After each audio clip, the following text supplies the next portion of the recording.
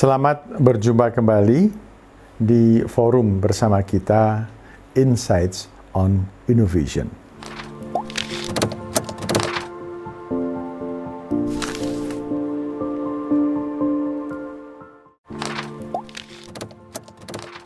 Baik, kali ini kita akan membicarakan mengenai tema baru, yaitu tentang difusi inovasi.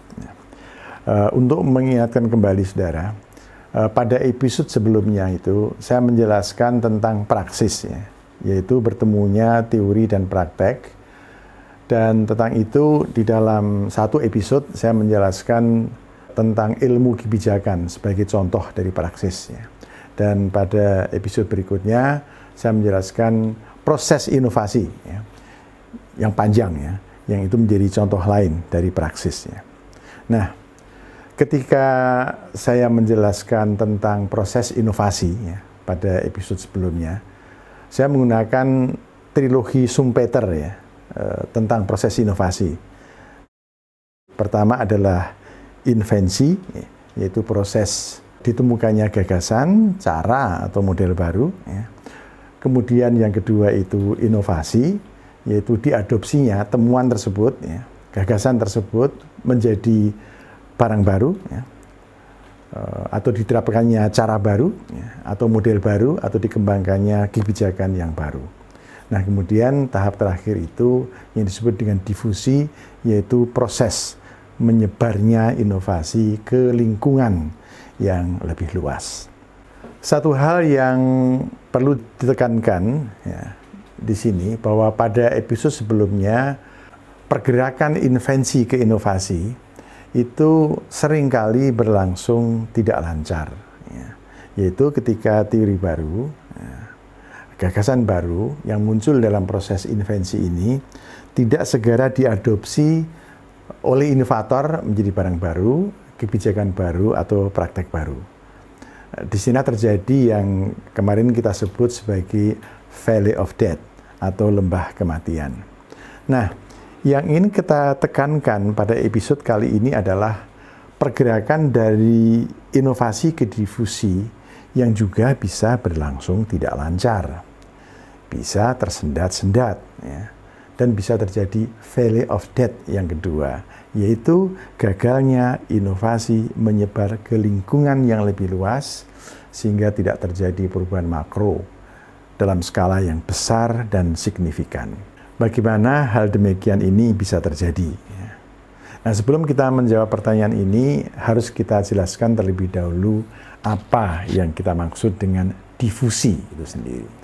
Nah, konsep difusi itu pertama kali dikenalkan oleh seorang sosiolog dan sekaligus juga seorang ahli komunikasi, ilmu komunikasi, Everett M. Rogers, di dalam bukunya yang klasik, Diffusions of Innovation, yang pertama kali terbit tahun 1962. Nah, di buku ini dikatakan bahwa difusi, yaitu penularan nilai dari inovator ke adopter yang luas di masyarakat. Ini pengertian dari difusi itu. Dan di sini ada adopter, dari yang orang-orang di masyarakat sebagai adopter.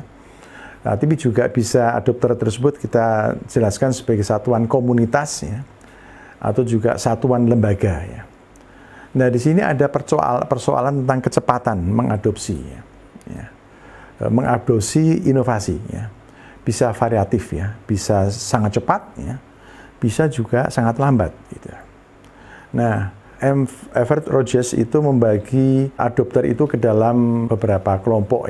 Kelompok yang tercepat melakukan adopsi itu disebut sebagai early adopter atau adopter pemula. Adopter pemula ini begitu ada inovasi langsung merespon positif dan kemudian mengikuti. Yang jumlahnya nggak banyak. Di dalam analisisnya Rogers itu sekitar 14%. Orang masuk dalam kategori ini. Nah, kemudian ada kelompok yang lebih banyak jumlahnya, lebih besar jumlahnya, relatif cepat juga mengadopsi, tapi tidak secepat yang pertama, yang disebut dengan early majority, atau mayoritas pemula. yang jumlahnya sekitar 30% dari seluruh masyarakat yang menjadi target. Ya. Nah ini relatif cepat, tapi tidak secepat yang pertama, ya, menerima inovasi. Lalu ada kemudian 30% berikutnya yang lebih lambat menerima inovasi, disebut sebagai late majority atau mayoritas lamban. Setelah itu ada lagi yang lebih lamban, yang disebut dengan laggard. Ya. Laggard itu artinya lamban, lelet, lemot, ya. Dan perlu puluhan tahun bagi mereka untuk bisa mengadopsi gagasan baru tersebut. Ya. Nah, jumlah mereka menurut dosis tidak banyak, sekitar 16%. Tapi meskipun tidak banyak, ini bisa sangat mengganggu. Ya. Dapat membuat perubahan sosial tidak berlangsung lancar dan besar. Ya. Bahkan kalau mereka yang sedikit itu mempunyai power untuk mempengaruhi orang lain, proses difusi inovasi itu bisa gagal. Ya.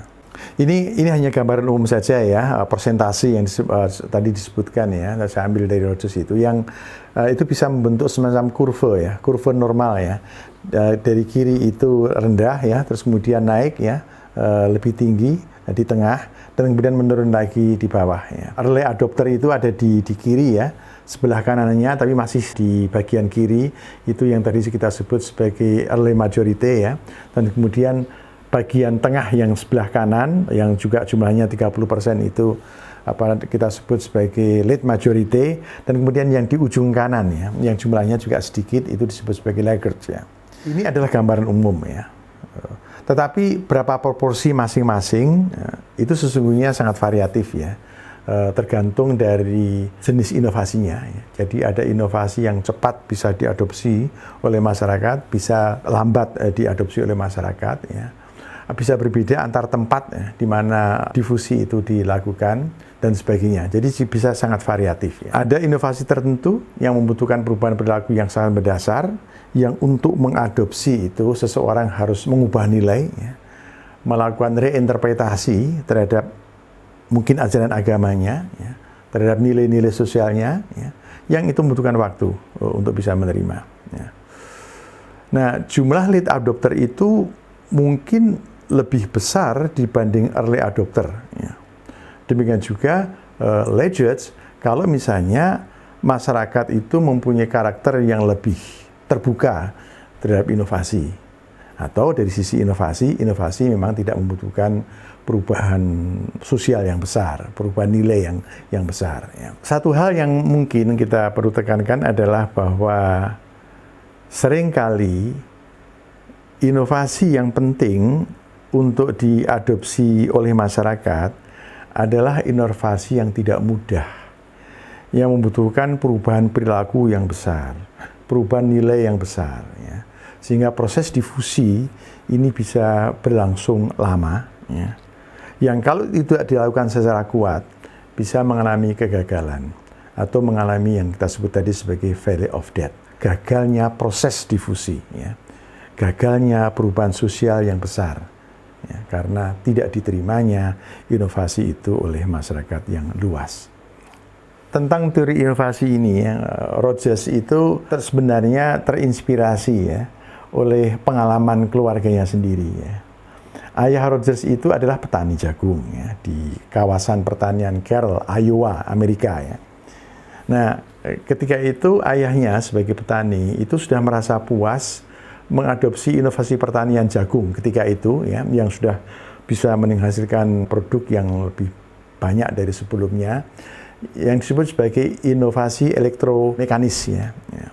Nah, tapi kemudian muncul inovasi berikutnya di negara tersebut, yaitu teknologi pertanian jagung yang baru yang menggunakan teknologi kimia. Dan ketika itu ayahnya Rogers enggan mengadopsi karena merasa puas dengan cara yang lama, yang menurut dia masih baru. Nah, tapi kemudian dia akhirnya tahu bahwa ternyata petani lainnya yang menerapkan teknologi yang lebih baru itu, ya, itu mempunyai penghasilan, mempunyai produksi ya, jagung yang lebih banyak. Baru kemudian ayahnya itu mengikuti, mengadopsi inovasi yang lebih baru itu. Tapi dia menjadi late adopter di situ. Ya. Tidak sampai ke laggard ya, tapi late adopter. Nah, Ini yang kemudian menginspirasi Rogers untuk mengembangkan teorinya tersebut. Baik, agar penjelasan saya tentang difusi inovasi ini menjadi lebih jelas, ya, saya akan mengemukakan satu contoh ya di Indonesia, yaitu praktek difusi inovasi keluarga berencana (KB). Ini diperkenalkan di awal pemerintahan Soeharto ya, pada tahun 1970 ya. Nah, sekarang kita sudah di 2020. Jadi sudah 50 tahun ini program ini ya. Sudah setengah abad ya. Tetapi meskipun sudah setengah abad, sesungguhnya belum paripurna itu inovasi itu ya. Jadi kalau kita melihat ya, di awal program itu angka fertilitas di Indonesia, jadi rata-rata jumlah anak pada keluarga di Indonesia itu masih tinggi ya. Rata-rata 5,6 ya. Nah, dengan program KB itu selama 30 tahun bisa kemudian angka fertilitas turun ya dari 5,6 itu tadi menjadi 2,7 pada tahun 1990-an ya. Dan karena prestasi itu Indonesia mendapatkan pengakuan internasional sebagai negara yang berhasil di dalam program KB, meskipun tidak seberhasil Tiongkok dan sejumlah negara di Asia Timur ya, yang di sana itu penurunan fertilitas jauh lebih cepat dibanding Indonesia, tetapi masih lebih baik dibanding capaian dari negara-negara di Asia Selatan ya, apakah itu India atau Bangladesh, Pakistan, atau lebih berhasil juga dibanding negara-negara di Asia Timur dekat ya, negara-negara Timur Tengah gitu, atau juga dibanding dengan negara-negara Afrika. Jadi kita bisa menurunkan angka fertilitas ya, tahun 70 itu 5,6 menjadi 2,6 pada tahun 2000, dan sekarang di tahun 2020 itu angkanya menjadi 2,4 ya. Suatu capaian yang cukup besar. Meskipun ya sesungguhnya itu tidak cukup besar dilihat dari target. Karena target kita itu pada tahun 2000 itu seharusnya sudah 2,1 ya. Kita masih jauh di atas 2,1. Yang kalau kita bisa mencapai angka 21 itu penduduk kita stabil. Penduduknya menjadi tidak bertambah atau tidak berkurang ya. Konstan di angka yang ketika itu ya. Tapi itu tidak terjadi sehingga masih kita mengalami pertumbuhan penduduk sampai sekarang. Nah, meskipun program ini sudah lama ya, sudah setengah abad ya, kita perlu menegaskan bahwa proses difusi keluarga berencana itu belum paripurna. Masih ada kelompok masyarakat yang menjadi laggard ya dalam program ini. Dan jangan-jangan orang yang demikian sekarang ini menjadi lebih banyak, terutama setelah reformasi atau proses demokratisasi di Indonesia sejak tahun 90-an ya, pertengahan 90-an ya. Nah, sementara itu kebutuhan masyarakat untuk mengendalikan kehamilan dan membatasi jumlah anak dalam keluarga, baik untuk tujuan mikro, yaitu tingginya kesehatan ibu dan anak, atau untuk tujuan makro, yaitu pengendalian pertumbuhan penduduk untuk tujuan pembangunan, masih tetap relevan untuk dipertahankan. Nah, dalam keluarga berencana itu ada dua jenis inovasi ya. Pertama adalah inovasi pada tataran ide, ya.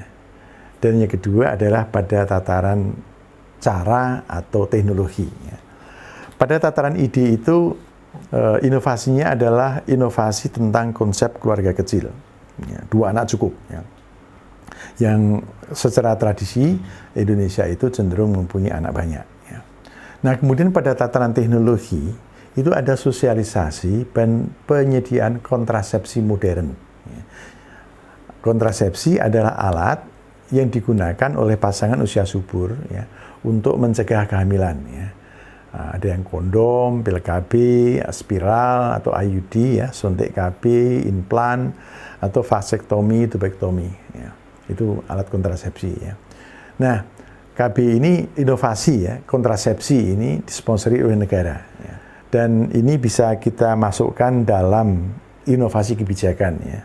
Pada episode sebelumnya kita telah membicarakan mengenai itu. Ya. Nah, karena inovasi ini dalam pelaksanaannya melibatkan unsur yang banyak ya, dari masyarakat, ya, dibutuhkan partisipasi yang luas dari masyarakat, ini bisa kita sebut sebagai inovasi sosial. Ya. pada saatnya kita akan membedah inovasi sosial itu secara tuntas ya. Nah, kemudian karena tujuan pemerintah mengembangkan inovasi ini adalah besar, yaitu terjadinya transformasi demografi ya, dari varietas tinggi ke varietas rendah, dan kemudian angka pertumbuhan penduduk itu ditekan dari tinggi menjadi rendah, dan hal demikian diperlukan untuk mendukung pembangunan ekonomi di masyarakat. Inovasi ini dapat digolongkan sebagai inovasi kebangsaan ya. Karena inovasi ini dapat memperkuat Indonesia sebagai bangsa. Nah, karena untuk dapat terselenggaranya inovasi ini dibutuhkan perubahan nilai yang mendasar ya, dari norma keluarga besar ya, ke norma keluarga kecil, dan hal demikian ternyata bertabrakan dengan nilai-nilai sosial yang lama, nilai agama yang tekstual. Maka ini bisa kita sebut juga sebagai inovasi budaya. Dan pada episode sebelumnya kita pernah membicarakan inovasi budaya. Misalnya inovasi dalam konteks pengembangan undang-undang baru, yaitu undang-undang penghapusan kekerasan seksual. Ini pun juga di situ ada persoalan kultur yang membuat proses itu bisa tidak berjalan dengan lancar. Sekarang kita bedah lebih jauh mengenai inovasi keluarga berencana ini.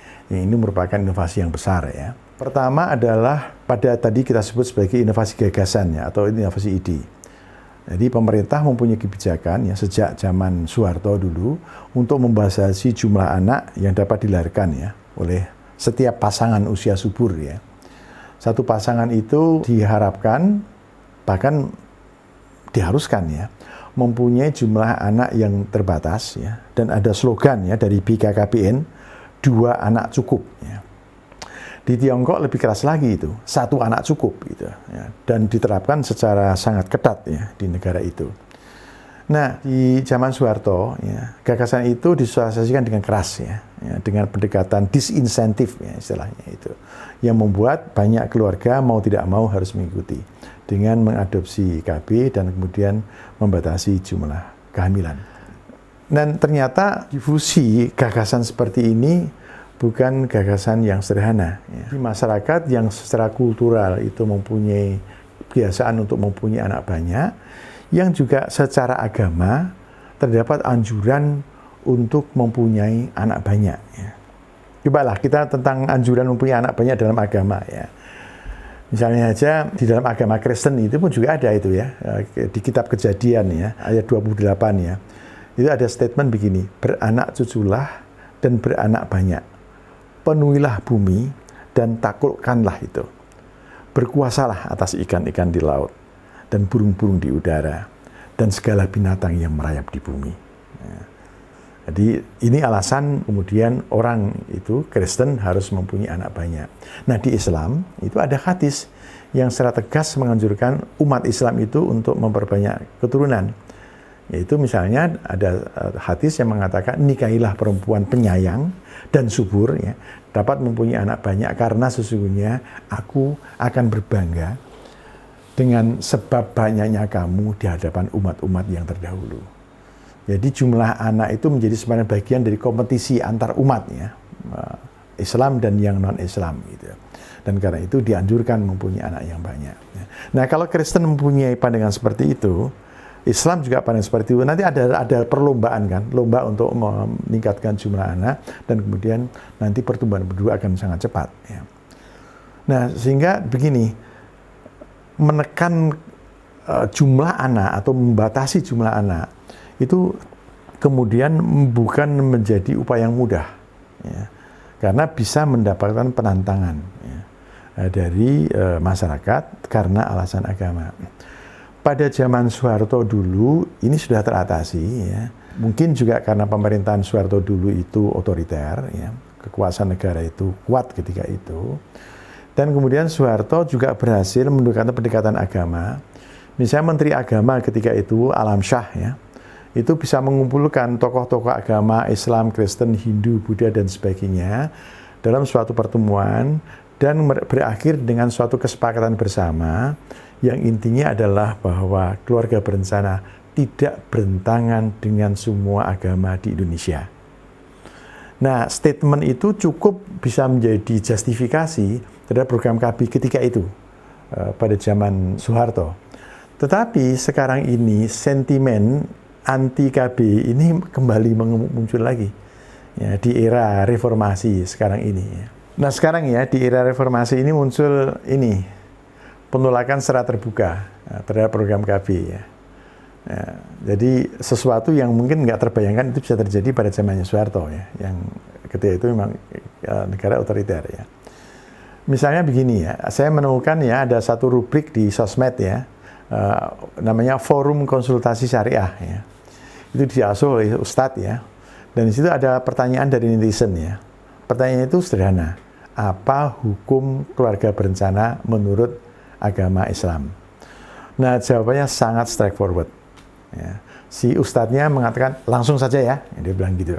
KB ya, yaitu membatasi jumlah anak hanya 2 saja atau hanya 3 saja sekalipun, itu katanya manis, indah, mungkin menggiurkan, akan tetapi sebenarnya ini merupakan makar dan perangkap yang dipropagandakan oleh musuh-musuh Allah, dan kemudian diikuti oleh banyak kaum muslimin yang kurang menyadari akan maksud dan kandungannya. Anda bisa menangkap ya kalimat ini. Ini suatu klaim bahwa KB itu bertentangan dengan agama Islam. Klaim bahwa KB itu menjadi instrumennya orang-orang non-Islam dari negara luar untuk menghancurkan Islam. Pandangan seperti ini sudah akan dengan mudah menemukan ya di media internet ya, ceramah-ceramah agama seperti ini ya, mungkin juga ceramah yang disampaikan secara langsung ya dalam berbagai forum pengajian agama ya, oleh tokoh-tokoh agama yang konservatif ya, atau yang radikal. Ya. Bahkan ada partai politik ya, Indonesia yaitu PKS ya, yang terhadap program keluarga berencana dia tidak menentang, tetapi kepada kader-kadernya mereka menganjurkan untuk memperbanyak keturunan dengan alasan politik, yaitu memperbanyak umat. Gitu. Ya. Ini satu contoh difusi inovasi yang gagal, ya. Karena muncul resistensi yang sistemik, resistensi berbasis agama yang pengaruhnya sudah barang tentu besar. Jadi di sini perilaku laggard ini di masyarakat menjadi kokoh, sulit dari mereka untuk menjadi adopter. Dan ini yang kemudian menimbulkan valley of death yang kedua, yaitu gagalnya dari inovasi menjadi difusi, lalu menjadi perubahan sosial yang besar. Oke, baik, tadi dikatakan bahwa inovasi keluarga berencana selain berisi tentang pengenalan ide atau gagasan baru, ya, dalam hal ini adalah norma keluarga kecil, ya, 2 anak cukup, juga ada di situ inovasi teknologi, yaitu pengenalan kontrasepsi modern. Nah, tentang ini kita bisa melihat perkembangan adopsi oleh masyarakat ya, terhadap teknologi kontrasepsi ini. Mereka yang mengadopsi kontrasepsi itu disebut akseptor. Ya. Secara umum ya sebenarnya dari sisi ini ya, peningkatan jumlah akseptor, ya, program KB itu dapat dikatakan berhasil, ya, karena tingginya jumlah penduduk, ya, penduduk usia subur yang menjadi akseptor, ya, pasangan usia subur yang menjadi akseptor. Data terakhir tahun 2020 itu angka yang namanya angka contraceptive prevalence rate, ya, CPR, ya, atau prevalensi angka prevalensi kontrasepsi, ya. Ini sudah cukup tinggi ya, 74% ya. Ya. Tapi ini masih belum paripurna ya, masih ada 1/4 lainnya yang masih belum menggunakan kontrasepsi. Masih juga ada persoalan pilihan kontrasepsi. Ya. Misalnya saja pemerintah itu sangat menganjurkan akseptor itu untuk menggunakan metode kontrasepsi jangka panjang, MKJP ya. Misalnya IUD, implan, ya. Kemudian istilahnya itu kontrasepsi mantap atau kontap, ya. Itu sterilisasi ya, seperti vaksektomi untuk pria atau tubektomi untuk perempuan. Ya. Nah tentang ini capaian NKJP ini masih bermasalah, ya. Dan untuk sebagian terdapat penolakan dari para tokoh agama ya dalam Islam, tapi juga dalam Kristen terhadap penggunaan kontap ini. Ya. Nah, jadi intinya adalah proses difusi inovasi KB meskipun sudah berjalan selama setengah abad masih belum paripurna. Baik saudara, jadi dari yang saya sampaikan tadi ada beberapa hal yang dapat kita simpulkan. Pertama adalah difusi inovasi keluarga berencana adalah menjadi contoh dari adanya praksis ya. Praksis yang saya maksud adalah teraplikasikannya teori-teori ya. Teori tentang kependudukan, teori tentang keluarga berencana ke dalam suatu praktek yang terdifusi ke masyarakat luas. Sehingga kemudian terjadi perubahan sosial yang besar di masyarakat. Nah, dalam konteks keluarga berencana, ya, berjalannya difusi inovasi itu ternyata membutuhkan waktu yang lama, ya, tidak lancar, ya, banyak hambatan. Ya. Dan ini memang menggejala dalam banyak kasus ya, tidak hanya keluarga berencana, tapi program-program lain yang memang menuntut perubahan sosial, perubahan perilaku yang besar di masyarakat. Ya. Jadi ada kemungkinan terjadinya valley of death yang kedua, yaitu gagalnya difusi inovasi. Hanya terhenti pada lingkungan yang kecil saja. Ya. Dan ada sejumlah faktor yang menyebabkan terjadinya valley of death yang kedua ini. Bisa faktor pendidikan, modernitas, ya, derajat moderasi seseorang ya, terhadap tradisi dan ajaran agama, dan kemudian nanti menentukan kecepatan orang di dalam mengadopsi inovasi. Nah, sehingga proses difusi inovasi ini bukan proses yang mudah. Ya. Banyak inovasi yang gagal tersebar di masyarakat, ya, dan dibutuhkan waktu yang panjang untuk membuat difusi ini berhasil. Hal yang sama sebenarnya terjadi ya dalam difusi inovasi penanggulangan pandemi COVID. Ya. Ini tidak kita jelaskan, tapi pada saat nanti kita akan menjelaskan mengenai itu. Karena inovasi terkait dengan penanggulangan pandemi COVID ini juga bukan inovasi yang mudah. Ya. Proses penemuan dan pengembangan inovasi membutuhkan waktu yang cukup lama. Nanti difusinya pun juga membutuhkan waktu yang lama. Dan di sini terjadi valley of death juga, ya, yang nanti bisa kita jelaskan pada saatnya. Nah, ketika difusi inovasi berhasil terselenggara, ya, kemudian berlangsung perubahan positif, berikut dampak-dampak positif di masyarakat, maka kemajuan sosial ekonomi di masyarakat itu akan terjadi. Ya. Ya. Nah, kemajuan suatu masyarakat kemudian ditentukan oleh kuatnya praksis, ya, yaitu bertemunya teori dan praktek.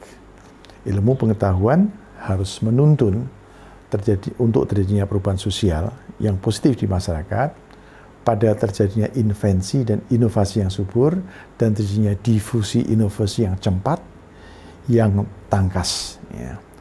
Jadi kalau ini terjadi, maka kita bisa mengharapkan adanya perubahan yang besar di masyarakat, ya, kemajuan yang besar di masyarakat. Ya. Dan ini yang kita harapkan. Baik saudara, demikian yang dapat disampaikan pada kesempatan ini. Terima kasih atas perhatian saudara. Sampai bertemu di episode berikutnya.